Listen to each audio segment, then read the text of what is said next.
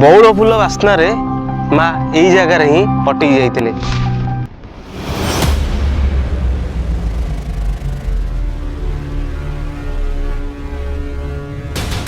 କାହାର ତ ଶ୍ରଦ୍ଧା ହେଲା ଏଠି ବଉଳ କୋଳିକି ଦେଖିକି ଆଉ। ମାନେ ମାଙ୍କର ଶ୍ରଦ୍ଧା ହେଲା ବଉଳ କୋଳି ଦେଖିକି ଆଉ। ବାଘ ପରା ଏଠି ବାଘରେ ବଇଛି। ଝାଡ଼ା ବାନ୍ତି ହେଲା ଝାଡ଼ା ବାନ୍ତି ଏମିତି ହେଲା କହିଲା ମା କିଛି ଆସିନି ଆଉ ମୁଁ ମିଛରେ ଆଜି ହେରି ବୁଲେଇକି ଆଉ ମୁଁ କହୁଛି କାହିଁକି ଅଟକି ଯାଇଥିଲେ? ଭକ୍ତର କଥାକୁ ନେଇକି ମା କୋଶଳ ଦେଶରୁ ଓଡ଼ିଶାକୁ ଆସିଥିଲେ ଏବଂ ମା କଥା ଦେଇଥିଲେ ଭକ୍ତକୁ, ମୋର ପାଉଁଜିର ଶବ୍ଦ ଯୋଉଠି ଅଟକିବ ସେଇ ଜାଗାରେ ହିଁ ମତେ ତୁ ପାଇବୁ।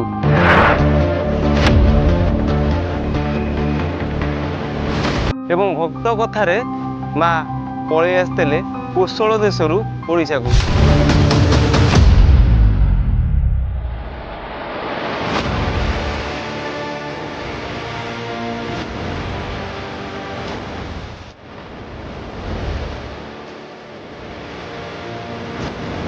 ହଁ ଦର୍ଶକ ବନ୍ଧୁ, ଆମେ ଏମିତି ଏକ ଜାଗାକୁ ଆସି ପହଞ୍ଚି ସାରିଛୁ ଯେଉଁ ଜାଗାରେ ରହିଛି ଅନେକ କିମ୍ବଦନ୍ତୀ ଏବଂ ଇତିହାସ।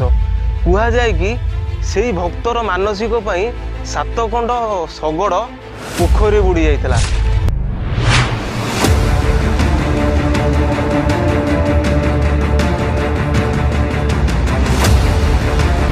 କ'ଣ ରହିଛି ଦର୍ଶକ ବନ୍ଧୁ ଏଇ ଶଗଡ଼ ଏବଂ ମା ଆସିବାର କୋଶଳ ଦେଶରୁ ଇତିହାସ?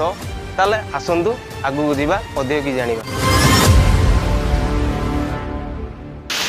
ଇଏ ସେଇ ଜାଗା ଯେଉଁଠି 7 ଖଣ୍ଡ ଶଗଡ଼ ପାଣିରେ ବୁଡ଼ି ଯାଇଥିଲା। କ'ଣ ସେଇ ଭକ୍ତର ଏମିତି ଭୁଲ ରହିଲା ଯେ ମା କୋପ କଲେ ଏବଂ 7 ଖଣ୍ଡ ଶଗଡ଼ ଏଇ ଜାଗାରେ ହିଁ ବୁଡ଼ି ଯାଇଥିଲା?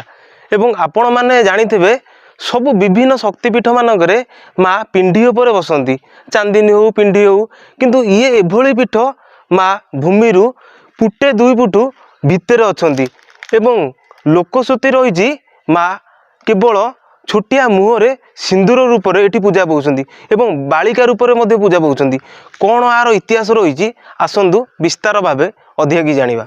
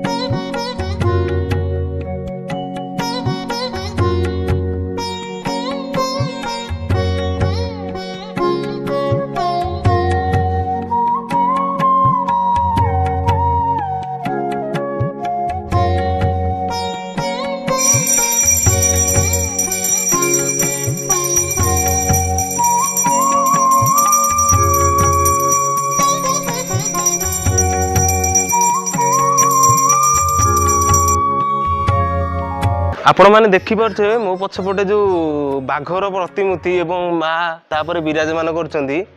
ଭକ୍ତଙ୍କୁ ଏହି ବେଶରେ ହିଁ ଏହି ପୀଠରେ ମା ଦର୍ଶନ ଦିଅନ୍ତି।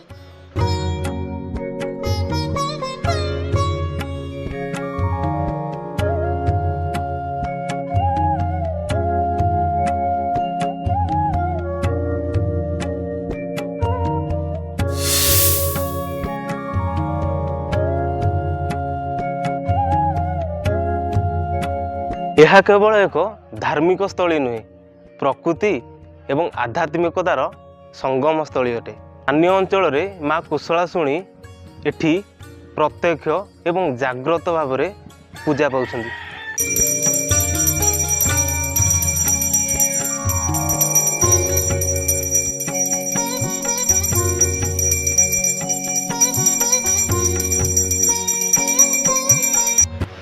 माँ कोशलाशुणी को एठारे उग्र एवं करुणामयी भाव में विश्वास कराए। जिते दूर था माँ को पाखे अगाध्य विश्वास यदि आपणकर अच्छी आपण यही पीठ को आसतु आपणकर सबू मनस्कामना पूर्ण हम। भक्त मानकर अगाध्य विश्वास रही जे माँ को स्मरण करिब समस्त विपदरू माँ रक्षा करती।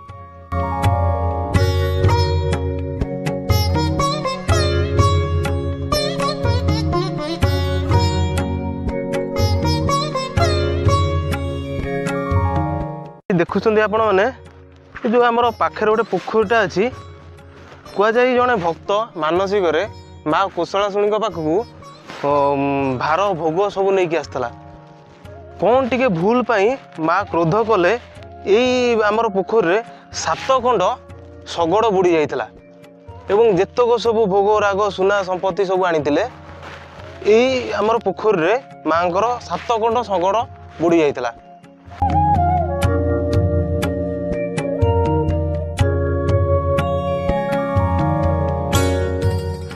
सरदा है ये बौल कोली देखिकी माने माँकर हाँ सरदा है बौल कोली देखिकी रहा कौन रहा जे मईसी थे से मईसी गोटे से हीरा मईसी सी एटा गिल बनिया था से हीरा मईसी सबुदिन आसला क्षीर ढालिया क्षीर भारी प्रिय तार सी कहला मो बंश बुड़े देला किए नहीं जाऊँगी क्षीर राति बाघ तो खाइबार ना पिला को तो जल हो किए नौची सी 3 दिन जगिला 3 दिन जगी गछरे आसिक बसिला यही गछटी जमी बसिला देखला खाली मन को गादु गादु क्षीर बोहिला कहला जड़े भक्त ये अच्छी जे सी है मईसिया गाधेला 4टा 5-6टा राति ये पोखरी चातिका पोखरी से गाधे सी धुआ धोई जो गाँव को मईसी छाड़ी सी एपटे ठाकुराणी गाधोची कहला माँ आ झील तू एते राति आई 7टा राति है तू ये कौन गाधौचु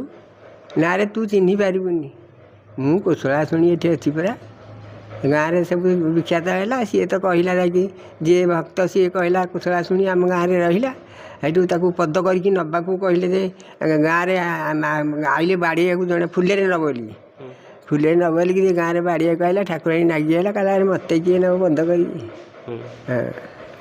जो माँ जो भक्त साथी जो चली चली आसुले माँ कौन से प्रतिश्रुति देकी आसते ना तू मते जो मोर पाद साउंडू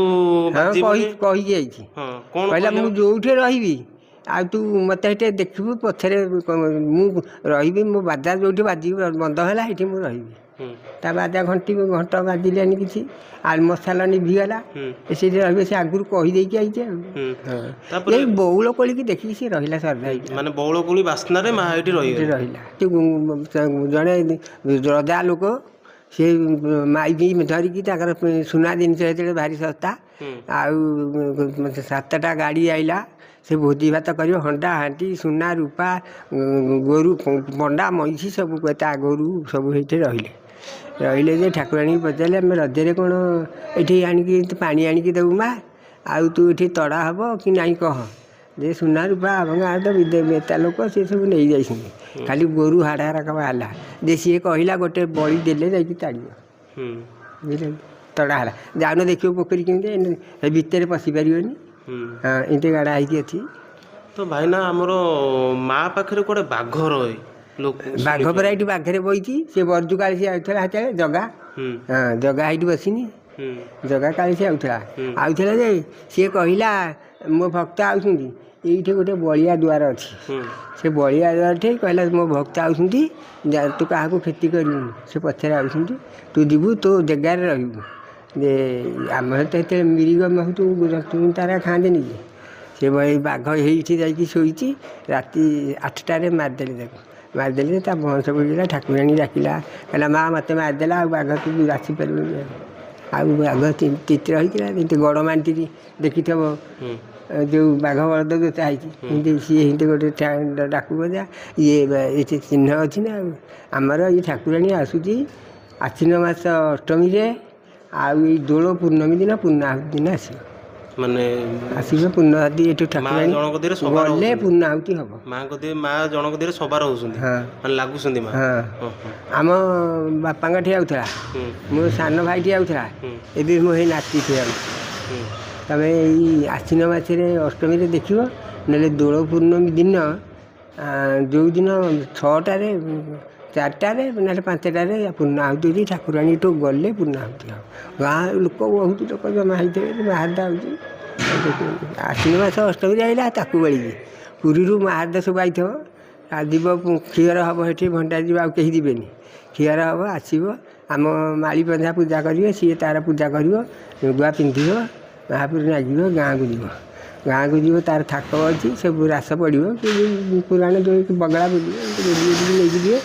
ଗାଁରେ ଭୋଗ ଯେଉଁ ଖାଇକିରି ଗାଁରେ ଛାଡ଼ିବେ। ଆମର 50 ଖଣ୍ଡା ସିଝିଥିବ, ସେ ଦେଖିବ। ଆମେ ଖାଲି ପାଣି ଛାଡ଼ିକି, ଆମର ଅଛି ପୂର୍ବରୁ ମୋଟାମୋଟି ଆମର ଅଛି। ଆମେ ଦେଖୁଛୁ, ଆମେ ଦେଖିଲେ ଯାଇକି ପାଣି ଛାଡ଼ୁଛୁ। ଯେମିତି ଜଗନ୍ନାଥଙ୍କୁ ସେ ଅଞ୍ଜଳିରେ ଦେଖିଲେ ସେ ପାଣି ଛାଡ଼ୁଛନ୍ତି, ସେଇଠି ଦେଖୁଛୁ। ମାନେ ଆପଣଙ୍କ ମାନେ ସୋ ଚକ୍ଷୁରେ ମାଙ୍କୁ ଦର୍ଶନ କରୁଛନ୍ତି ନିତ୍ୟ? ଅଛନ୍ତି। ମୋର 45 ବର୍ଷ ହେଲା ଗାଧୁଆ ହେଲାଣି। ମୁଁ 4ଟା ରାତିରୁ ଉଠିବି, ମୋର ଗୋଟେ ଅଭ୍ୟାସ ହେଇଛି। ଆଉ ଗାଧେଇବି, ମୁଁ ଦେଖିବି ଠାକୁରାଣୀଙ୍କୁ, ମହାଦେବଙ୍କୁ ବି ଦେଖୁଛି। ମହାଦେବ ସେ ବ୍ରାହ୍ମଣ ରୂପରେ, ଏପଟେ ଡମ୍ବରୁ ତ୍ରିଶୂଳ, ଏପଟେ ଗଡ଼ୁ ଢାଳ, ଜଟା ରହିଥିବ, ଆମେ ଦେଖିଛୁ ସବୁ। ନ ଦେଖିକି କହୁଛି ମାଙ୍କୁ ବି ପ୍ରତ୍ୟେକ ଦିନ ଆପଣ ଦର୍ଶନ କରନ୍ତି? ପ୍ରତ୍ୟେକ ଦିନ ମୁଁ ଏମିତି କହିପାରିବି, ସବୁଦିନ କୌଣସି ଦେଖାଦେବ ସିଏ ନା, କିନ୍ତୁ ମା ଦର୍ଶନ ଏଇଠି ଆଇଥିଲେ 5-6 ଜଣ, ଏଇଠି ଫୁଲ ଖସିଲା ଯେ ସେ ଫୁଲ ଜଣେ ନେଇକି ଗଲା, ତାର ନାଁରେ ଦିଆ ହେଇଥିଲା। ସବୁଦିନ କ'ଣ ଏମିତି ସମସ୍ତଙ୍କର ଖସିବ? ତାର ବିନା ଅନୁଗ୍ରହ ନହେଲେ। କିନ୍ତୁ ଆପଣଙ୍କର ଅନୁଭୂତି ଅଛି ଯେ ଆପଣ ଆହୁରି ଅଛନ୍ତି ଲୋକ ବୁଢ଼ା ଅଛନ୍ତି। ଆମର କାଣିଚିଆ, ଆମର ଏଠି ପୂଜା, ବଡ଼ ମାଳି ଜଣେ ଅଛି, ତାର ବଡ଼ ପଣ୍ଡା, ଯେମିତି ପୁରୀ ରଜାରେ ବଡ଼ ପଣ୍ଡା, ଏମିତି ଆମର ଅଛି ଜଣେ। କହିବେ ମୋତେ, ବାବା ଡାକିବେ ଉଠେଇବେ, ସେ ବେଳ ହେଲାଣି ଗାଧେଇବୁ। ମା କହିବ, ମୁଁ କହିଲି ହେଲେ ମା ମୋତେ ତ ଡାକୁଛୁ, ଦେଖ ଯାଉଛୁ, କେଉଁଦିନ ମରିବି ନା ତୋ 4 ଦିନ ଥବ ମରିବି, ତତେ କହିବି, ତୁ ଗାଧେଇବୁ। ହେଇକି ମୁଁ କିଛି ପଢ଼ିନି, ମୂର୍ଖ ଲୋକ, ଟିପ ଦେଉଛି, ଆଉ କିଛି ପଢ଼ିନି। ତତେ 4 ଦିନ ଥବ, ତୁ ଏମିତି ଗାଧେଇ ମୋତେ ପଚାରିକି ଏଇ ରାତି ଗାଧୋଉଛି, ରାତିରେ ତମେ ଜାଣିବ କ'ଣ? ଆଉ ଜାଣିବାରେ ତ ସିଏ ଜାଣୁଛି। ତମେ ଯେଉଁ କଥା କହୁଛ, ମୁଁ ଯେଉଁଟା କହିପାରିବିନି ସବୁ ଫିଟେଇ କହିବି। ଆଉ କେଉଁ କାଳର କଥା ମୁଁ ଏମିତି କହିପାରିବି? ମୋ ଅନୁମତିରେ ଯେଉଁଟା 3ଟା ପୁରୁଷ ଗଲେଣି କାଳିଶୀ, ମୁଁ ଦେଖିଛି, ଯାହା କହିବି ସେଇଟା ଠିକ୍। ଆଉ ସେଇ ପୋଖରୀକି ଯାହା ଦେଖିବ, ମିଛ କହୁଛି କି ନାହିଁ? ସେ ଚେତ କାହିଁକି ଥିଲା? ଜଣେ କଳା ପଥର ମାଳୁଆଳି ନେଲା ନଡ଼ିଆ ଗଛ ଲଗେଇବାକୁ, ନଡ଼ିଆ ଗଛ ଲଗେଇଲା, ରାତି ଟେକି ନେଇଗଲା। ଗାଁ ବେଲା ଆମର ପକେଇବୁ ଉଠେଇ, ଏଇ ଯେଉଁ ପଥର ପଡ଼ିକି ପକେଇଲେ ନଡ଼ିଆ ହେବ, ନେଇଗଲା। ଏମିତି ତା ବଡ଼ ପୁଅ ରାତିରେ, ତା 3 ଦିନ ରାତିରେ ଝାଡ଼ା ବାନ୍ତି ହେଲା। ଝାଡ଼ା ବାନ୍ତି ଏମିତି ହେଲା, କହିଲା ମା କୁଶଳାସୁନି, ଆଉ ମୁଁ ମିଛରେ ଆଣିଛି ହେରି ବୁଲେଇକି, ଆଉ ମୋ ପୁଅକୁ ଏଇଟା ଆମ ଗାଁରେ ଆସିକି କହିଲା।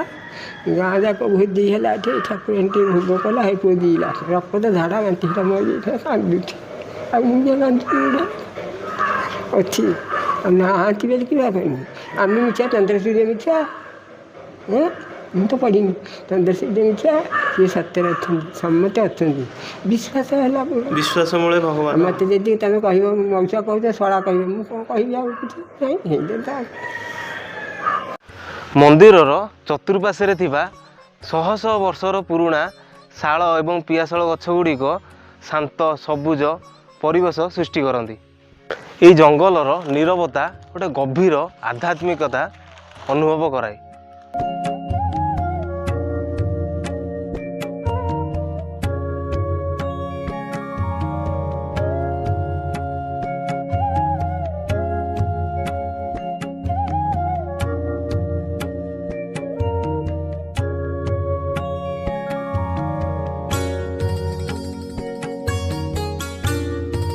ଆପଣ ଦେଖୁଥିଲେ ମା କୋଶଳାଶୁଣୀ ପୀଠର ମହିମା ବିଷୟରେ, ସେଇ କରୁଣାମୟୀ ମା ଅଭୟଦାୟିନୀ ମାଙ୍କ ମହିମା ବିଷୟରେ। ଦର୍ଶକ ବନ୍ଧୁ, ଆପଣ ଯଦି ଏଠାକୁ ଆସିବାକୁ ଚାହୁଁଛନ୍ତି, ଖୋର୍ଦ୍ଧା ଜିଲ୍ଲାର ସଦର ମହକୁମା ଠାରୁ 32 କିଲୋମିଟର ଦୂରରେ ପରେ ଏହି ପୀଠଟି ଏବଂ ବୋଲଗଡ଼ ଅନ୍ତର୍ଗତ ଆରିକମା ଗ୍ରାମରେ ଏହି ପୀଠରେ ଅବସ୍ଥିତ। ଆପଣ ଯେତେବେଳେ କଣ୍ଟିଲ ନୀଳମାଧବ ଆସୁଛନ୍ତି, ସେଇ ପୀଠଠାରୁ, ସେଇ ରାସ୍ତାରୁ ଆମର 6 କିଲୋମିଟର ଦୂରରେ ପଡ଼େ ଏଇ ମା କୋଶଳାଶୁଣୀ ପୀଠ। ଆପଣଙ୍କୁ ଏ ଭିଡ଼ିଓଟି ଭଲ ଲାଗୁଛି, ତାହେଲେ ଆମର ଏ ନୀଳଚକ୍ର ଟିଭି ଓଡ଼ିଆକୁ सब्सक्राइब लाइक एवं कमेंट देवाक जमारू भूलें एवं आपको जदि ये वीडियोटी भल लगुच निश्चिंत आपण सांगसाथी एवं परिजन मानक शेयर करेंगे। पुणी देखा आउ एक नूतन अध्याय नूतन कहानी एवं नूतन जगार। जय जगन्नाथ।